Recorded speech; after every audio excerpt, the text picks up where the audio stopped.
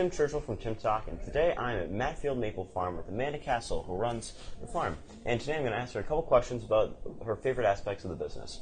Amanda, can you tell me how you got into the maple sugaring business? Sure, Tim. It's actually something that I can't take credit for myself. So about 20 years ago, when I was a child, my dad started talking about how he was interested in producing maple syrup right here on our property. So it didn't really mean much to me at the time because I was a child and maple syrup was something I didn't really know a lot about. So what he started doing is tapping our trees and attaching some buckets to them and collecting sap from the trees. And then he would boil it on our stove. So that lasted a little while.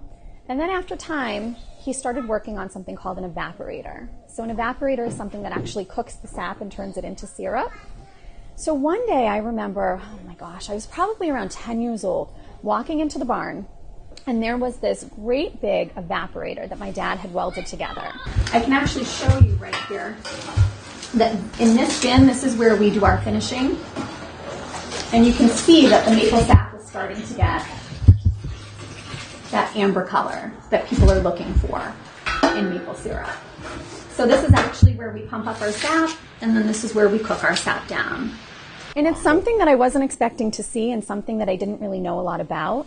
So it was kind of at that moment that I was in the realization that, okay, we're going to try something new, and it's going to be maple syrup, so I'd better start learning about it.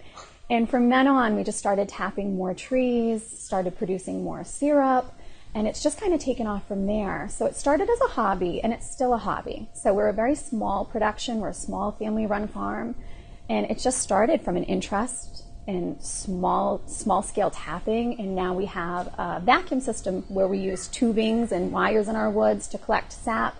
So it's just taken off, and it's still a hobby. It's always been a hobby. It's just we invite people down now, and we share our knowledge, and we share our love for nature with others. Wow, you boiled it together himself. He did. That's pretty impressive. He did. What do you think is the most challenging aspect of the business? So the most challenging aspect of the business, I think you saw for yourself coming here today in the snow. The most challenging aspect of our business is the weather. So we cannot control the weather, especially in the month of March. It could be warm, it could be 60 degrees, or it could be absolutely freezing. And maple is completely run by the weather. The trees decide if they're going to run depending on the temperatures. So this time of year, they are absorbing the water in their roots from the ground, and then that's being pushed throughout the trunk of the tree. And what the sugar is the sugar is actually going to go and feed the leaves for the spring.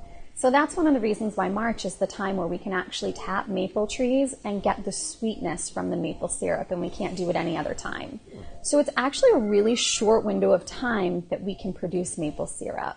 And it's completely controlled by the weather. So we need freezing cold nights in March followed by warm days in order for the trees to run. And of course, we never know what we're going to get. So I'd say that is absolutely the most challenging part of this is the weather.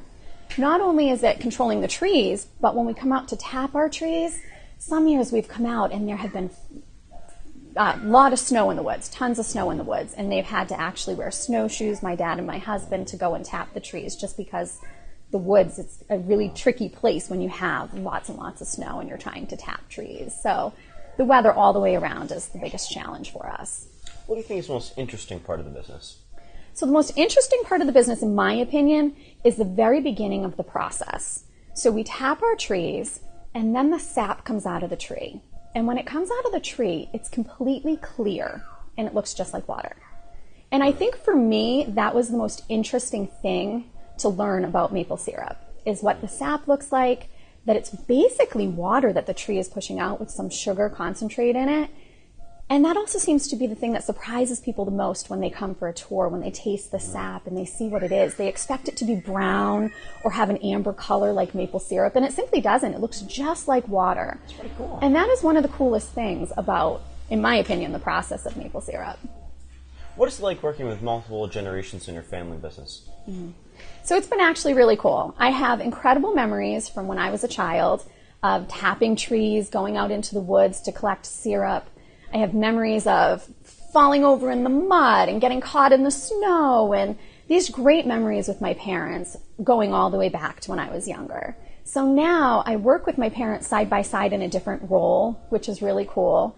And I have my two kids here. So it's amazing to know that my kids are going to have similar memories to what I have only instead of just memories of my parents, myself having memories of my parents, my children are going to have memories of their grandparents too, being involved in this team effort where we're working together to produce something, enjoying nature together. So it's just something that I feel so blessed because my children will be able to have these memories that they'll grow up and remember forever. What's your favorite maple treat? Maple candy. Maple candy, why? Because it has sugar on the inside. Oh, yum. Would you like one? Mm-hmm. Yeah? Here's one for you. James, what's your favorite maple treat? Maple sap. Maple sap. Do you like maple sap from the trees? Yeah. Do you want a maple candy? Yeah. Yum. How do you help with the maple farm?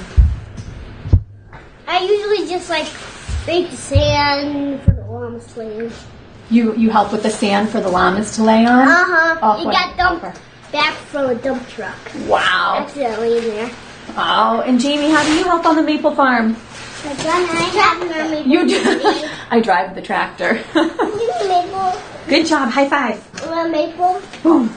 What other products do you make with your maple sugar besides syrup? So we actually make maple candy. So that's a process Nice. where we bring the maple syrup to a different temperature, and then it's from there they make the maple candy. There's nothing added to it. It's just syrup. We also make maple cream, and we make maple lollipops. So we do make a couple of products, that are really enjoyable. What is your personal favorite among all the products you make? Maple cream. Maple cream. There's nothing better than a slice of toast with maple cream with that sugary goodness on toast. How many maple trees do you have on your property? So I don't know exactly how many maple trees we have on our property, but we have approximately 800 maple trees tapped. Nice. Yep. So how do you tap the trees? Do you use buckets, tubes, or a mix of both? Well, when we first started, we used buckets. And we quickly found that buckets were a challenge because when the trees decided to run, you had to get the product. So if the trees started running and it was late or it was cold or it was snowy, rainy, we'd all be running out there as a family to try and collect all that precious product that was coming out of the trees. So now we do use a tube system out in our woods so that we can actually collect all of the product and we don't lose any product. And it also is a little bit easier considering we're such a small family for us to pump up the sap from a collection tank rather than have to run out and manually collect it. That's fine. So I know the season is a very short window, but do you still sell your products year-round? We do. So we actually produce enough that we're able to sell our products in our gift shop, and we have our gift shop open year-round. The hours do change, so we do ask people to check the website or give a friendly call just to ask if we'd be open. And we usually have our products last us until the next time we're tapping trees so that we can actually start the process over again. Cool. What would you most want the community to know about Matfield Maple Farm?